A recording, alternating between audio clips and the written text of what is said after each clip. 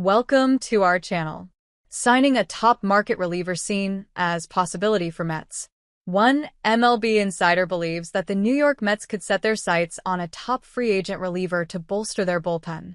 October 2nd, 2024, San Diego, California, USA. San Diego Padres pitcher Tanner Scott, 66, throws during the sixth inning of Game 2 in the wild card round for the 2024 MLB playoffs against the Atlanta Braves at Petco Park.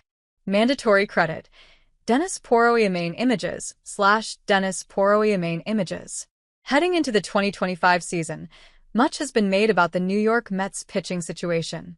The Mets had the biggest splash in free agency, locking up former Yankees superstar outfielder Juan Soto.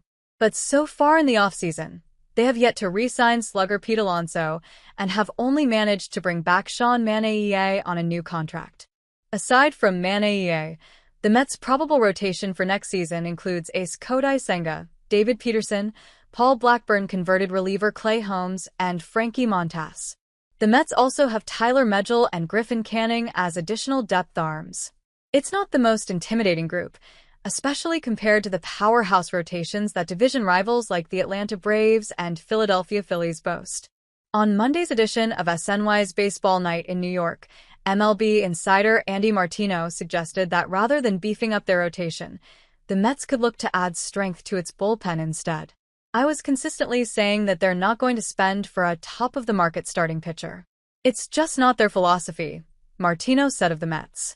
One only has to look at last season's patchwork rotation, which relied on veterans Manaea, Luis Severino, and Jose Quintana. Severino parlayed his performance into a new 3-year, $67 million contract with the A's, while Quintana remains a free agent and has recently been linked to the Kansas City Royals.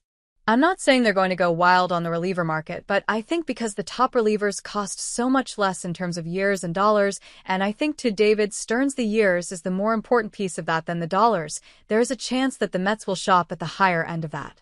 Whether it's Tanner Scott or a name guy like Kirby Yates," Martino said. Scott has been a popular name in free agency and has been linked to both the Yankees, the Los Angeles Dodgers, and the Braves. Beyond Danny Young, the Mets do not have any other southpaws currently in their bullpen. This would make Scott the ideal target to set up for Diaz at the end of games.